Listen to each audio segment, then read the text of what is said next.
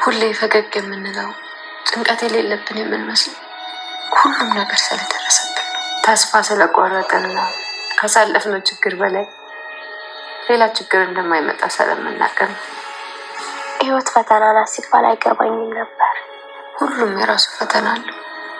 ሀብታሙ፣ ድሃው፣ አዋቂው፣ ልጁ ሲጀመር ይቻላል ልንኖርባት የተፈጠርን ይመስል ያሳየዋል። ማህሌት ግን እንጃ ብሩክ፣ የሷ ነገር እኔ እንጃ። እስኪ ደውለትና ምላሹን እንስማ። እሺ ግን ሞገስ እንቢ ቢለንስ? ማንን? ቅድስትን አላስፈታትም እግሩን አይነሳም ቢል ነው?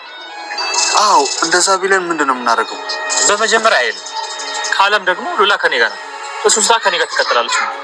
ከዚህ በላይ ምን አለ እንዴ? ሞገስ ምሳሌ ሳትታከም እኛን አምና እዛ እስር ቤት የገባችው ቅድስም ሳትፈታ እዛው እንድትቀር ነው የምትለኝ? እንደዛ እያልከኝ ነው? አይደለም ብሮ። እሺ በቃ አሁን ልደውልለት። እነ ቡርኬ ሉላን አግተዋታልና አሁን ባለው ሁኔታ እንደራደር ሲባልም እኔ አልደራደርም ራሴው እመጣላችኋለሁ ተብለዋል። በሌላ በኩል ዳጣ ወላጆችን አፈቁኝ፣ ወላጆችንስ እንዴት ላገኛቸው? እናቴ ምን ቢቸግራት ነው ጎዳና ላይ የጣለችኝ ትላለች። የማይበገረው ዝና አሁን መሀሌትን የብሩኬን ቤት አሳየኝ በማለቱ እሷም መንገድ ላይ ያደርሳ እንግዲህ ነው ብሎኩ መሄድ መግባት ትችላለህ ስትለውም ፈረስ አይደለሽም አድርሰሽኝ የምትመለሽ ስለዚህ አብረሽ ትገቢያለሽ በማለቱ ተከትለው ሄዳ። ሰላም ጤና ይስጥልኝ የገበያ ቲቪ ቤተሰቦች በያላችሁበት የዓለም ዳርቻ ሰላማችሁ ብዝት ይበል እያልኩ ለዚህ ቻናል አዲስ ከሆናችሁ ላይክ ሰብስክራይብ በማድረግ ሰፖርት አድርጉኝ። እስከ ቪዲዮ ፍጻሜ አብራችን ቆዩ። ምሳሌ 49 ተለቅ።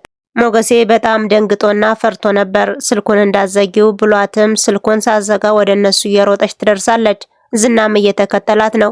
እነሱም ሲገናኙ ከሞገሴ ጋር ሲተቃቀፉም ነበረ። የህንድ ህልም ፊልም አይደለም አሁን እንሂድ ሰዓት ሄዷል ትላለች። እነሱ ባሉት መሰረት መኪና ውስጥ ማስገብተው ወደ ቤት ይዘዋት ሄደዋል። ዝና ከሩቅ መኪናውን አይቶት የሞገሴ መሆኑን አውቋል። ተጫወተብኝ እያለ ምራቁንም ሲተፋ ነበር። ወንድነቱን እያሳየ አባቱንም እየጠራ እውነት የሱ ልጅ አይደለሁም፣ ጀግና አይደለሁም፣ እገልሃለሁ ሞገስ እያለ ዝና እየተወራጨ ከቤት ወስደዋትም ለጊዜው ሌላ ቦታ እናቆያት፣ እዚህ ቤት ሌላ ሰው ሲጠቁሞ ስለሚችል ሊመጣም ይችላል፣ ስለዚህ ከዚህ ቤት መቆየት የለብንም በማለት ወስነዋል። ተመሳሌ መኝታ ክላስ ካስገባት በኋላ ባክሽን ሳሚኝ ይላታል። ናፍቀሽኛል፣ እኔም ናፍቄሃለሁ ትለዋለች። ሞገሴ በጣም ደስ ብሎታል። ጉንጩን ሲሳምም በጣም ነው ደስ ያለው። ይሄ ስሜት ተሰምቶኝ አያውቅም ነበር። ከብዙ ዓመት በኋላ ነበር ዛሬ የተሰማኝ። ተወደድኸኝና ካፈቀርኸኝ ግን እስከ ዛሬ የት ሄደህ ነው የሚል ጥያቄም ጠይቀዋለች። ሉላ እንደሚወዳትና እንደሚያፈቅራት እርግጠኛ ስለነበረች ጉንጩንም ስመዋለች። እኔ ላንቺን ወድሻለሁ፣ ብትነግሪ ኖሮሽ እኮ ይሄ ሁሉ ችግር አይፈጠርብሽም ነበር። እንኳን አብሮ ለመኖር ሲያዩት የሚያስፈራ አውሬ ጋር ነው የኖርሽው። እንደምትወጂኝ አረጋግጫለሁ ይላል ሞገስ። መሀሌትን ካፌ አግኝቷት ነበርና ሉላን ባለቤቴን ሞገስ አገተብኝ በማለት ይነግራታል። አንተ ሚስት የጠፋችብህ አልመሰልህም፣ ዘና ፈታ ብለሃል። እኔ ጥቃት አልወድም፣ ስናደድና ስበሳጭ ፊቴ ደስ ነው የሚለው። ጥቃትን ማሳየት አልፈልግም፣ ባህሪዬ እንዲህ ነው ይላታል። ዝና ሚስቱ ተወስዳበት ያፈቅራታልና አሁን የተሰማው ስሜት የበታችነት ስሜት ተሰምቶታል። መሀሌትም አሁን ከኔ የሚጠበቀው ስትለውም ወደ ቤታቸው ሰተት አድርገሽ ትወስጅኛለሽ ተብላለች። እሷም አልፈልግም እፈልጋለሁ ማለት አልቻለችም። ብቻ ባለችበት እሱን እያየች ነው። እምቢ እንዳትል የሚገጥማትን ታውቀዋለች። ቤቱን በስምሽ አዞርልሻለሁ ብለህ ነበር የሚል ጥያቄም ጠይቃለች። አንቺ ቦቅቧቃ ነሽ፣ በዚህ ሰዓት የሚነሳ አይደለም በማለትም ብዙ ኬና ሞገስ ለዝና ለመደወል ውጭ ላይ ቆመው ነበርና ይመካከራሉ። አንተ ምን አስበሃል ይለዋል። አሁን እንደውልለትና የሚፈጠረውን አብረን እንየው፣ ግን እሺ ባይለንስ እገተውን እሺ ባይለ እንዴት ልናደርግ ነው ብሎ ቡርኬ ሲጠይቀውም እንደዛ ከሆነማ ሉላን ይዤ እቀመጣለሁ ይላል። ሉላን በእጅ አስገብቼ ቁጭ ላለው ሲለውም ብሩኬ ደነገጠ። ምክንያቱም ማራጊ ፈጣሪ ሆኖ ይህን ሐሳብ ያመጣው ሞገሴ ነው። እሱም እንደዚህ አይነት ሐሳብ ሲመልስለት በጣም ደነገጠ። እንዴት ቅድስትስ እስር ቤት ልትበሰብስ ነው? ልጅ ሳትታከም እንደዚህ አይነት ውሳኔ እንዴት ትወስናለህ? በማለት ካክልበታል። በቃ ሞገሴም በቃ ለዝና እንደውለት በማለቱ ሁለታቸው ደውለውለታል። ደውሎ ሲያናግረውም አንተ ቦቅቧቃ እገልሃለሁ መጣሁልህ የሚል ዛቻን ይሰማል። ሚስትህን አግቻታለሁ መልሳት ሲለውም በፍጹም አልመልስልህም፣ የልጅነቴ ናት አሁን ወስጃታለሁ በማለትም ብሽቅ ያደርገዋል። ብዙ ከተነጋገሩ በኋላ ስልኩንም ለብሩኬ ሰጥቶት ብሩኬም ልጅቷን አግተናታል እንድለቅልህ ከፈለክ የቤቱን እግድና ቅድስትንም ማስፈታለኝ የሚል ማስጠንቀቂያ ይነግረዋል። እኔ መጣሁልህ የምን አባህ መደራደር ነው እኔ መጣልሃለሁ በማለትም አንገራግሮታል። ማህሌት ባለቤቷን ለማስገደል ዝናን እየመራች ወደ ቤቱ ይዘው ገባች። በፍጹም ቅንጣት ታክል ምንም ርህራሄ የማይታይባት ሴት ናት።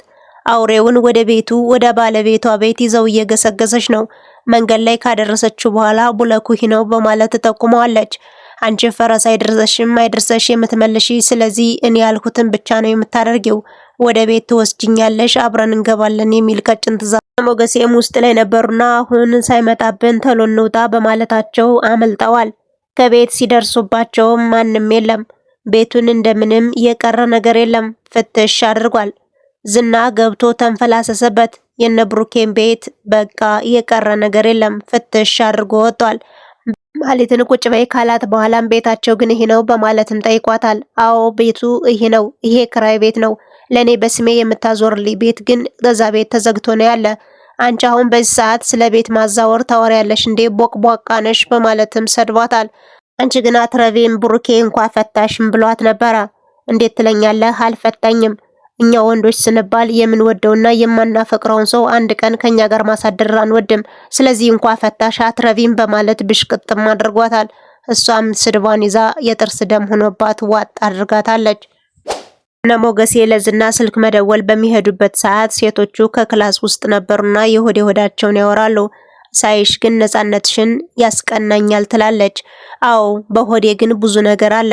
ስታየኝ ነፃነት ያለኝ ይመስላለሁ። ሁሉም ሰው ሲታይ ነፃነት ያለው ይመስላል ትላለች።